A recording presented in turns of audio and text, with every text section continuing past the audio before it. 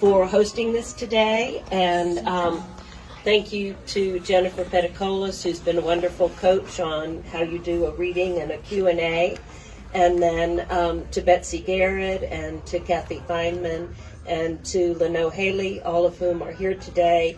And we're the pack of editors who worked with this book, and what a joy.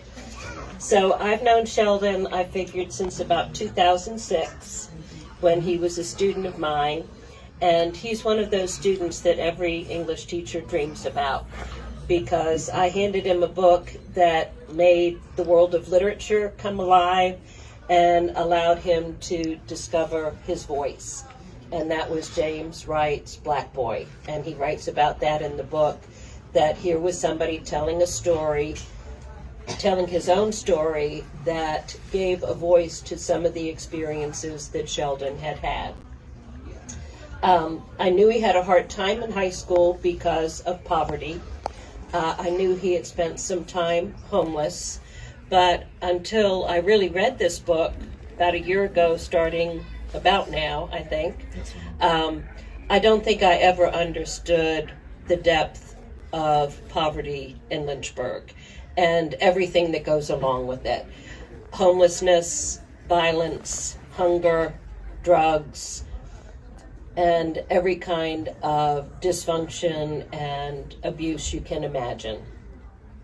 And somehow, this guy had the courage and I call them his angels, that helped him through. And so many times it was very close to disaster, and he shook it off, got back up. And so when I first started reading the book, I thought, I got to teach this guy how to use quotation marks. And what a voice and what a storyteller. That he could put these words together in such a way. How many people have actually read the book? And I couldn't put it down once I started. So I had to read it once, then I had to go back and start editing. And so I think this book does an amazing job of helping us understand poverty, not just in Lynchburg, but I think the fact that it is in Lynchburg is truly eye-opening to many of us. And I wish that every teacher, every city council member, every person on the school board, every person in law enforcement, social services, could read this book to have an understanding of just how challenging life can be for our young people. Now I have to put my glasses on.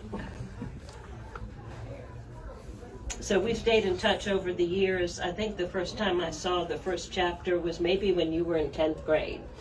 And I remember being struck by his voice as a little kid standing in a kitchen, being hungry and not knowing where that food was going to come from.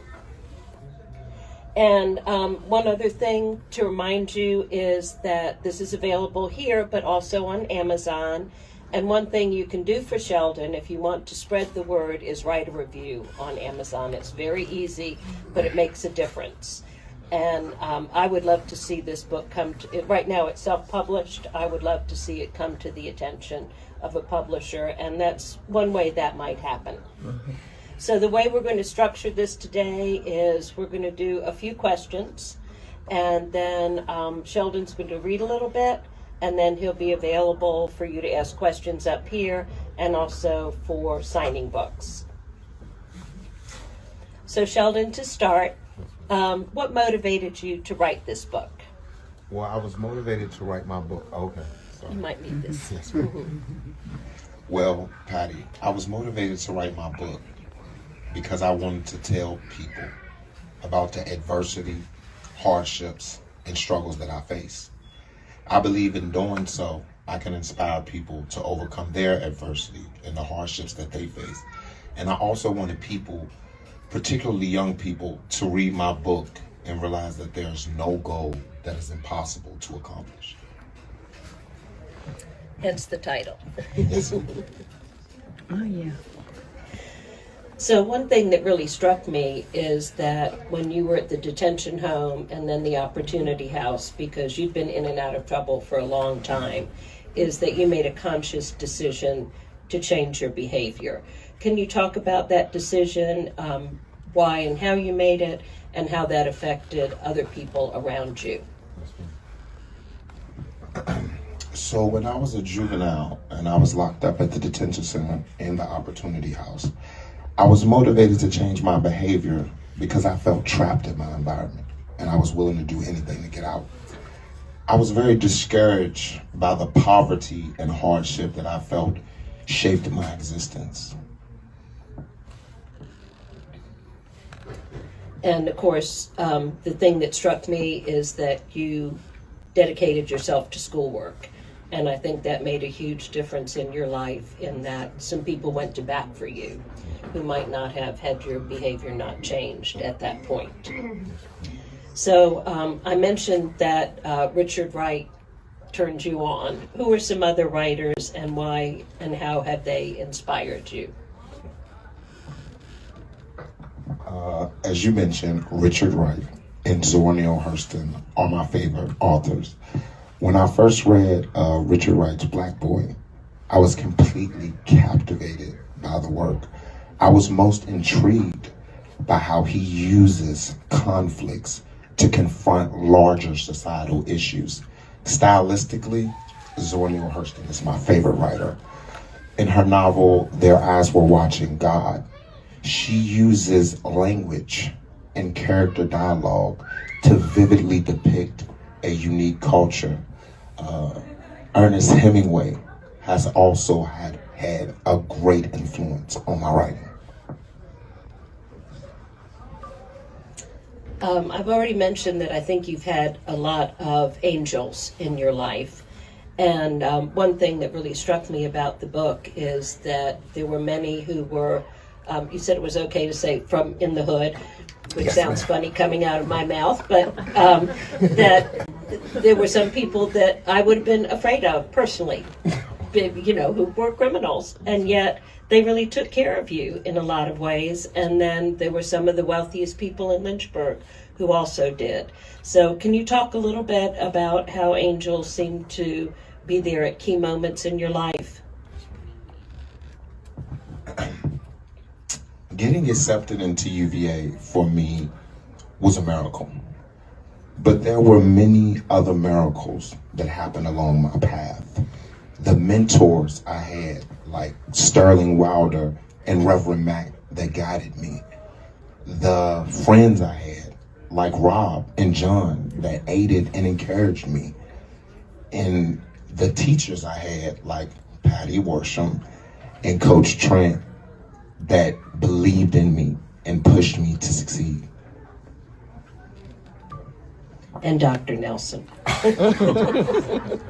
I remember one of the first things I learned about Sheldon, because he was not your typical inner city kid, was that there's an inner city guy taking Latin. What's that about? It just didn't happen very often. And it should happen more often, but it didn't. And it sort of marked you for other teachers as someone who was extraordinary. And you also write about homelessness. And we like to think that in Lynchburg there are enough safety nets to help people who are hungry and to help people who are homeless. And yet at times in your life you found yourself homeless and hungry. Can you talk about that a little bit? So the first time that I found myself with nowhere to stay was a couple months before I graduated high school. My mother packed up her things, left the house, and she didn't pay the bills. My mother was a hardworking woman and would do anything to provide for us. The reason why she left the house was not financial. A few days prior, the police had raided our house. They burst in our house with assault rifles, threw me and my mother to the floor, and placed us in handcuffs. They searched our house, destroying our things in the process, and arrested my big brother for selling drugs. This was actually the second time that the police had raided our house within 6 months. My mother told me that she loved me dearly, but she just could not take it any longer, and so she left. I tried to stay with a few friends and family, but those plans fell through, so I ended up in the laundromat of the housing project where I grew up. And finally, well, I'm going to ask one follow-up, but all the problems that you faced, kids are facing today, and I might say that COVID has made some of those problems even worse. And how do you escape the world that you escaped? What advice would you give? To young people, my advice to young people today would be to latch on to your goals, your dreams, and your aspirations, and pursue them with ruthless aggression. I know that, like me, drugs and violence may be prevalent in your environment, but you choose that relationship to your environment and to those elements. And most of you know that this book is a part one, and so my understanding is that part two is just about ready to find its way to its team of editors. And can you give us just a little preview of part two? And I've asked Sheldon, don't give a definite date that this is coming out. There's a lot of work to be done between now and then, but it will not be long. So give us a little preview. So, I'm sorry that part one is so sad and that I cut the book at the best part. But I promise in part two, I deliver the rest of my story in thrilling fashion. You see me start off in a bind and elevate out. You see me go from homeless and hopeless to a stellar student who is serving on the student government of my college. Yes, ma'am. And I've been able to read about half of the second part because what Sheldon decided is the book was getting long and it ended with community college. And he wanted to include his experience at UVA. So I haven't read that part yet. But I have to say, one image that stuck with me, and then we'll leave it here, is that when you were at community college and still living in a very challenging environment, but getting the bus over there, working nights, and at one point you're sitting in the gazebo out there reading Beowulf and feeling like your dreams came true. And of course, as an English teacher, I hear the angels singing hallelujah as I read that scene. So Sheldon, now if you would read a little bit from your book, and then we'll open up to people coming up to ask questions and signing books and go to a much less formal atmosphere. So I'm gonna try to balance this microphone and read. Impossibilities, part one. One thing I have come to know is, in life, a man falls down. But when that man who has fallen gets back up, he becomes stronger. My name is Sheldon Anderson, and this is the story of my life. I sighed, pacing back and forth in my holding cell, deliberately taking short, quick steps to prevent the shackles I was wearing from rubbing against my legs. My pants rose above my socks, exposing the steel shackles around my ankles. My suit coat was much too big, and the gray tie Reverend Mac had given me looked terrible against the churchy green color of my suit. Reverend Mac brought the suit to the detention center a week before because I told him I wanted to look good in court. Smiling, he said, "You gonna walk in that courtroom looking blessed." Today was my long-awaited court date. I had been locked up in the detention center for 6 months. I was 15 years old and about to go on trial for distribution of crack cocaine. At the time of my arrest, I was already on probation. The 6 months I had been awaiting trial were just a drop in the bucket. I was facing hard time. Over the last couple months, Reverend Mack had become my spiritual leader and almost like a father figure to me. On Sundays, he would come to the detention center to preach and sing to the inmates. I love Reverend Mack's church services. I love the singing, the clapping, and the dancing. But I loved his services most of all because he would tell us stories about his life before he started preaching. Stories about how he didn't take no mess. Stories about how he used to dress in a trench coat and carry a switchblade in his pocket. Stories about how he always got into fights and even cut a man once. Reverend Mack was tall, dark-skinned, and skinny. His hair was always freshly cut, and he wore nice suits with a matching scarf tucked into his jacket pocket. Every Sunday morning, the jail staff would align our chairs in a half circle in the middle of the floor. Within a couple of minutes, Reverend Mack would appear at the thick steel door of our housing unit. The alarm sounded as the door opened and he walked in. He limped like a street hustler, stepping firmly with his left leg, staggering his right step and bending his knee a little. He placed his coat and Bible in his chair, nodded his head, and began to sing. His gold chain glistened in the sunlight. His smile revealed 4 shiny gold teeth, and his gold bracelet, encrusted with tiny diamonds, shook on his wrist. This little light of mine, I'm gonna let it shine. This little light of mine, I'm gonna let it shine. Yeah, this little light of mine, I'm gonna let it shine. Let it shine, let it shine, gonna let it shine. You ready, Anderson? The deputy questioned me through the small window in my jail cell. Yes, sir, I replied, walking eagerly towards the door. He removed the key, unlocked the door, and led me down a narrow hallway. The shackles scratched and poked my ankles with every step, so I walked awkwardly and slowly.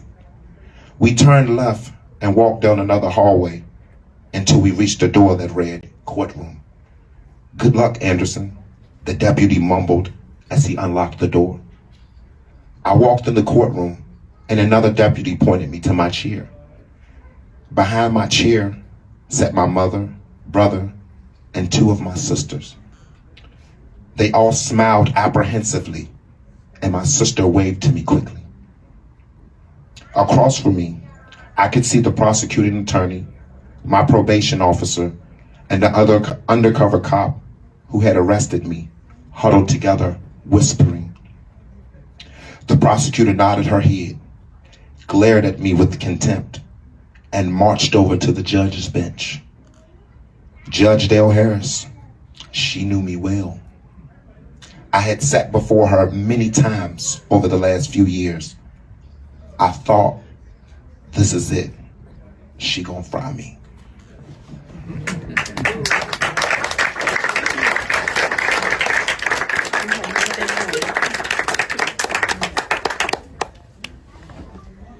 So if you hadn't read it, I hope that got you hooked. And again, be watching for part 2. And thank you to Danny and friends for hosting. And please do leave a review because that makes a difference. So now if you have a book you'd like to get signed or a question you want to ask, please come on up and look forward to speaking to people. Thank you for being here.